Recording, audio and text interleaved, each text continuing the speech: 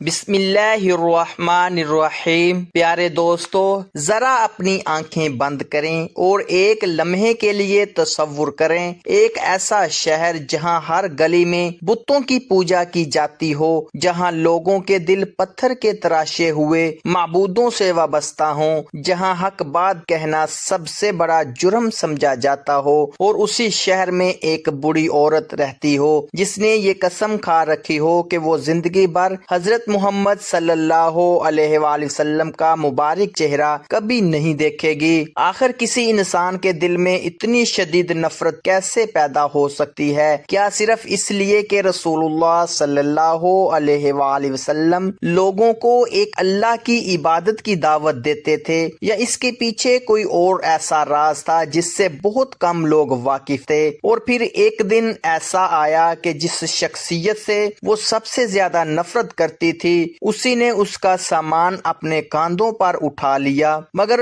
اس بوڑھی عورت کو یہ معلوم ہی نہ تھا کہ اس کی مدد کرنے والا کون ہے۔ آج کا یہ واقعہ صرف ایک بوڑھی عورت کی کہانی نہیں، بلکہ صبر، رحمت، حسن اخلاق اور انسانیت کی ایسی عظیم مثال ہے جو قیامت تک مسلمانوں کے لیے مشعل راہ رہے گی۔ آئیے وقت کا پہیہ پیچھے گھماتے ہیں اور اس دور میں چلتے ہیں جب مکہ مکرمہ کی فضاؤں میں پہلی بار یہ عظیم صدا گونجی تھی، لا الہ الا اللہ۔ یہ وہ زمانہ تھا جب عرب کی سرزمین جہالت کی تاریکیوں میں ڈوبی ہوئی تھی، چاروں طرف ریگستان، بلند پہاڑ، دور دور تک سفر کرتے قافلے، اور ان کے درمیان آباد مقدس شہر مکہ۔ مکہ میں اللہ کا گھر خانہ کعبہ موجود تھا، وہی کعبہ جسے حضرت ابراہیم علیہ السلام اور حضرت اسماعیل علیہ السلام نے صرف ایک اللہ کی عبادت کے لیے تعمیر کیا تھا۔ لیکن وقت گزرنے کے ساتھ لوگوں نے اپنی خواہشات کو اپنا معبود بنا لیا۔ خانہ کعبہ کے گرد سینکڑوں بت رکھ دیے گئے تھے،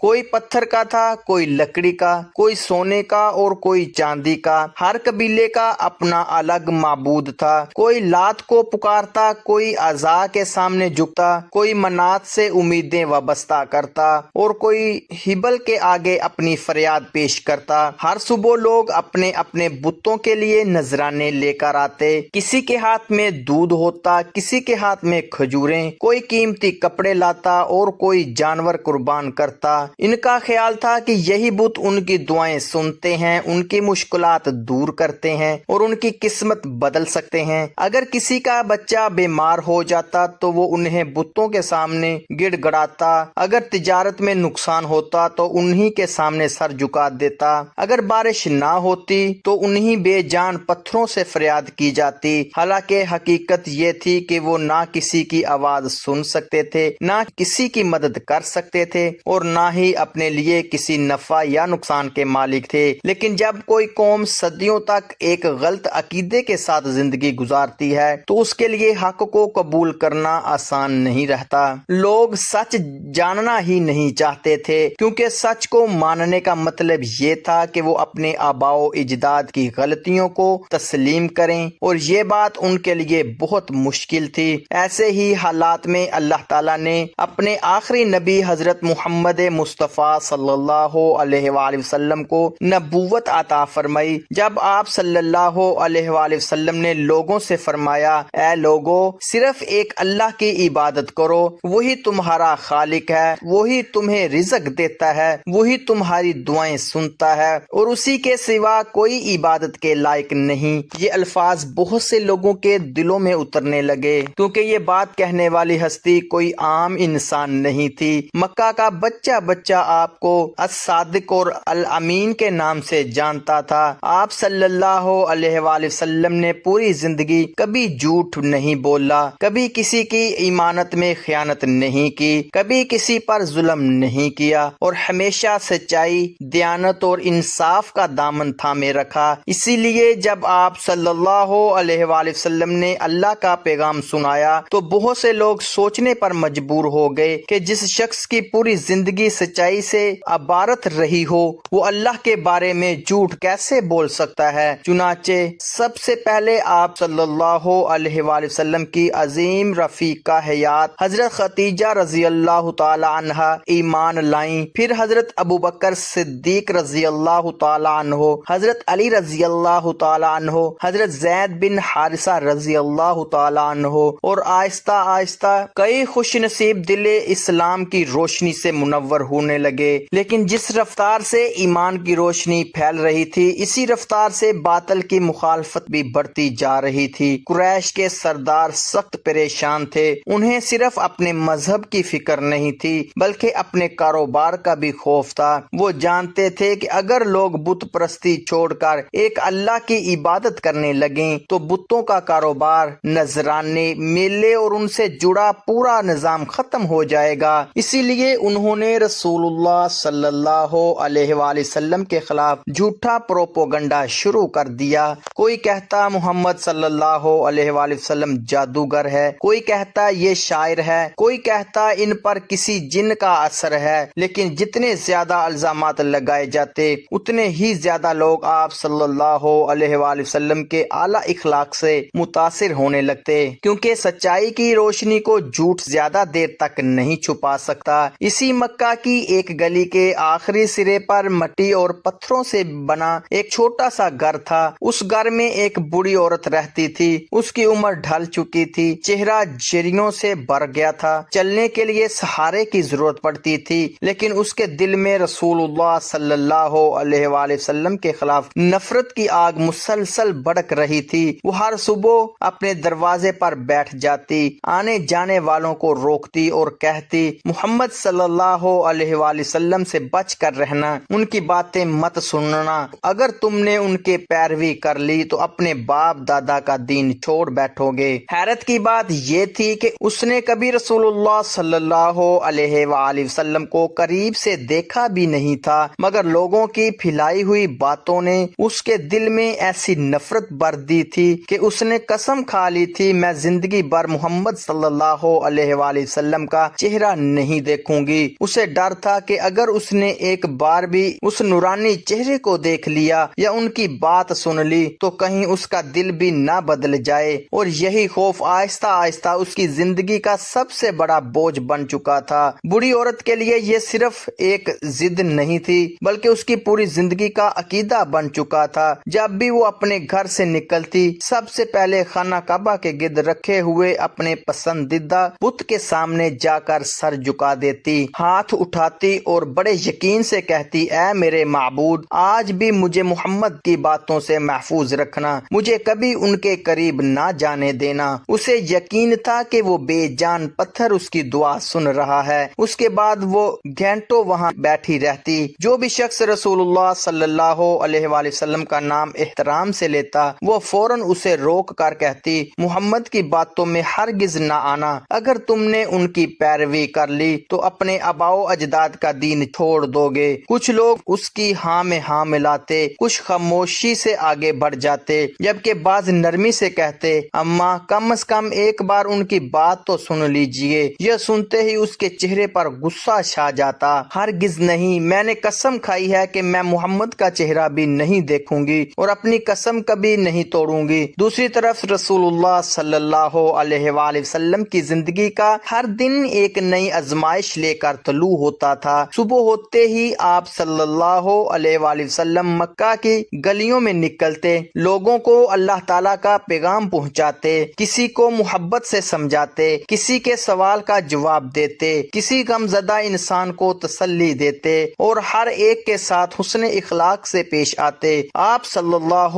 علیہ وآلہ وسلم کے چہرہ انور پر ہمیشہ سکون اور اطمینان نمایاں رہتا، کیونکہ آپ کا بھروسہ صرف اپنے رب پر تھا۔ لیکن قریش کی دشمنی دن بہ دن بڑھتی جا رہی تھی۔ کبھی آپ صلی اللہ علیہ وآلہ وسلم کے راستے میں کانٹے بچھا دیے جاتے، کبھی آپ کا مذاق اڑایا جاتا، کبھی بچوں کو آپ کے پیچھے لگا دیا جاتا کہ شور مچائیں، اور کبھی گالیاں دی جاتی۔ اس سب کے باوجود کسی نے بھی رسول اللہ صلی اللہ علیہ وآلہ وسلم کو غصے میں چیختے ہوئے نہیں دیکھا۔ آپ صلی اللہ علیہ وآلہ وسلم نہ بد دعا دیتے، نہ انتقام کی بات کرتے، بلکہ اپنے رب سے یہی دعا کرتے کہ اے اللہ ان لوگوں کو ہدایت عطا فرما، کیونکہ یہ حقیقت سے بے خبر ہے۔ آپ صلی اللہ علیہ وآلہ وسلم کا یہی بلند اخلاق آہستہ آہستہ لوگوں کے دلوں پر اثر ڈالنے لگا۔ کئی ایسے افراد جو پہلے سخت مخالف تھے اب چھپ کر آپ صلی اللہ علیہ وآلہ وسلم کی باتیں سننے لگے تھے۔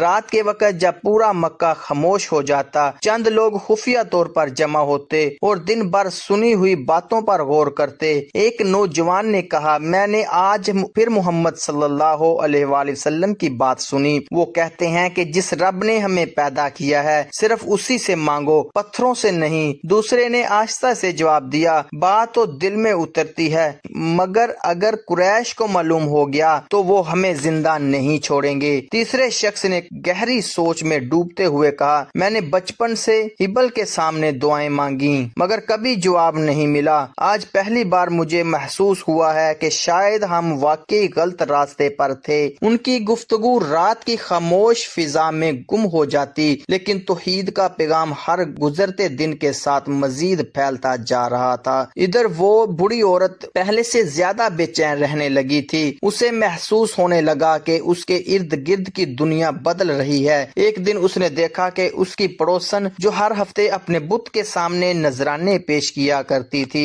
آج خالی ہاتھ واپس آ رہی ہے۔ بوڑھی عورت نے حیرت سے پوچھا، آج نذرانہ نہیں چڑھایا؟ پڑوسن نے نہایت سکون سے جواب دیا، اب میں صرف ایک اللہ سے دعا کرتی ہوں۔ یہ سن کر بوڑھی عورت کا چہرہ غصے سے سرخ ہو گیا، کیا تم بھی محمد کے پیچھے چل پڑی ہو؟ پڑوسن نے نرمی سے کہا، انہوں نے مجھے مجبور نہیں کیا، صرف سوچنے کی دعوت دی۔ جب میں نے غور کیا تو سمجھ آ گیا کہ پتھر نہ کسی کو نفع دے سکتے ہیں اور نہ نقصان۔ یہ الفاظ بوڑھی عورت کے دل پر بجلی بن کر گرے۔ وہ خاموشی سے اپنے گھر واپس آ گئی۔ اس رات اسے نیند نہ آ سکی، بار بار وہی جملے اس کے ذہن میں گردش کرتے رہے۔ پتھر کسی کی مدد نہیں کر سکتے، عبادت صرف ایک اللہ کی۔ وہ کبھی کروٹ بدلتی، کبھی اٹھ کر بیٹھ جاتی، پھر خود کو سمجھاتی، نہیں یہ سب محمد کی باتوں کا اثر ہے۔ لوگ بہک گئے ہیں مگر میں کبھی نہیں بہکوں گی۔ لیکن اس کے دل میں پہلی بار ایک سوال جنم لے چکا تھا، اگر میرے بت واقعی طاقت رکھتے ہیں تو لوگ انہیں چھوڑ کیوں رہے ہیں؟ اگر وہ ہماری دعائیں سنتے ہیں تو انہوں نے کبھی میری دعا قبول کیوں نہیں کی؟ اور اگر محمد صلی اللہ علیہ وآلہ وسلم جھوٹے ہیں تو پھر ان کے ماننے والوں کی تعداد ہر روز کیوں بڑھ رہی ہے؟ یہی سوال اس کی بے چینی کا سبب بننے لگے تو اسے معلوم نہ تھا کہ بہت جلد اس کی زندگی ایک ایسے موڑ پر پہنچنے والی ہے جہاں اس کی ملاقات اسی شخصیت سے ہوگی جس کا چہرہ نہ دیکھنے کی اس نے قسم کھا رکھی تھی، اور یہی ملاقات اس کی زندگی کا سب سے اہم باب ثابت ہونے والی تھی۔ بوڑھی عورت کی بے چینی اب پہلے سے کہیں زیادہ بڑھ چکی تھی۔ مکہ کی گلیوں میں جہاں بھی چار لوگ جمع ہوتے وہاں حضرت محمد صلی اللہ علیہ وآلہ وسلم کی دعوت توحید کا ذکر ضرور ہوتا۔ کچھ لوگ مخالفت کرتے، کچھ خاموشی سے سنتے اور کچھ کے دل حق کی طرف مائل ہونے لگتے۔ آخر کار اس بڑی عورت نے فیصلہ کیا کہ وہ صرف لوگوں کو ڈرانے پر اکتفا نہیں کرے گی بلکہ خود بھی رسول اللہ صلی اللہ علیہ وآلہ وسلم کو تکلیف پہنچانے کی کوشش کرے گی۔ ہر صبح وہ اپنے گھر کا کچرا ایک ٹوکری میں جمع کرتی اور اس راستے پر بیٹھ جاتی جہاں سے رسول اللہ صلی اللہ علیہ وآلہ وسلم کا گزر ہوتا تھا۔ جب آپ صلی اللہ علیہ وآلہ وسلم وہاں سے گزرتے تو آپ پر کچرا پھینک دیتی، لیکن ہر بار ایک حیران کن منظر سامنے آتا۔ رسول اللہ صلی اللہ علیہ وآلہ وسلم نہ غصہ کرتے، نہ برا بلا کہتے، نہ بدلہ لیتے۔ آپ صلی اللہ علیہ وآلہ وسلم خاموشی سے اپنے کپڑوں سے گرد جھاڑتے اور اپنے راستے پر آگے بڑھ جاتے۔ یہ منظر روزانہ دہرایا جانے لگا۔ گلی کے لوگ رک کر یہ سب دیکھتے۔ وہ حیران تھے کہ جس شخصیت کو روزانہ تکلیف دی جا رہی ہے وہ پھر بھی صبر، برداشت اور نرمی کا مظاہرہ کر رہی ہے۔ آہستہ آہستہ لوگوں کے دلوں میں سوال پیدا ہونے لگے۔ وہ آپس میں کہتے، اگر محمد صلی اللہ علیہ وآلہ وسلم واقعی برے انسان ہوتے تو کیا اتنی بڑی تکلیف برداشت کر لیتے؟ اگر وہ جھوٹے ہوتے تو کیا ہر روز یہی صبر دکھا سکتے تھے؟ دوسری طرف وہ بوڑھی عورت اپنی ضد پر قائم رہی۔ اسے یہی گمان تھا کہ وہ اپنے مقصد میں کامیاب ہو رہی ہے، جبکہ حقیقت میں رسول اللہ صلی اللہ علیہ وآلہ وسلم کا عظیم اخلاق لوگوں کے دل جیت رہا تھا۔ پھر ایک دن معمول بدل گیا، وہی صبح، وہی راستہ، مگر اس دن بوڑھی عورت اپنے دروازے پر موجود نہ تھی۔ رسول اللہ صلی اللہ علیہ وآلہ وسلم نے جب اسے نہ دیکھا تو اس کے بارے میں دریافت فرمایا۔ لوگوں نے بتایا کہ وہ شدید بیمار ہے اور کئی دنوں سے بستر پر پڑی ہے۔ یہ سن کر رسول اللہ صلی اللہ علیہ وآلہ وسلم اس کی عیادت کے لیے تشریف لے گئے۔ جب بوڑھی عورت نے دروازہ کھولا اور سامنے وہی شخصیت دیکھی جسے وہ برسوں سے اپنا دشمن سمجھتی رہی تھی تو وہ حیرت میں ڈوب گئی۔ اس کی آنکھوں سے آنسو بہنے لگے۔ اس نے سوچا جس انسان کو میں نے ہمیشہ تکلیف دی وہ آج میری خیریت پوچھنے آیا ہے۔ اسی لمحے اس کے دل کی سختی ٹوٹنے لگی اور اسے احساس ہوا کہ نفرت کے جواب میں محبت، بدسلوکی کے جواب میں حسن اخلاق اور دشمنی کے جواب میں رحم کا ایسا نمونہ کسی عام انسان کا نہیں ہو سکتا۔ پیارے دوستو، اس واقعے سے ہمیں یہ سبق ملتا ہے کہ اچھا اخلاق، صبر، برداشت اور معاف کر دینے کی عادت انسانوں کے دل بدلنے کی طاقت رکھتی ہے۔ کبھی کبھی وہ کام نرمی کر دیتی ہے جو سختی اور غصہ کبھی نہیں کر سکتا۔ اگر یہ واقعہ آپ کے دل کو چھو گیا ہو تو اسے دوسروں تک ضرور پہنچائیں تاکہ حسن اخلاق، صبر اور رحم کا پیغام زیادہ سے زیادہ لوگوں تک پہنچ سکے۔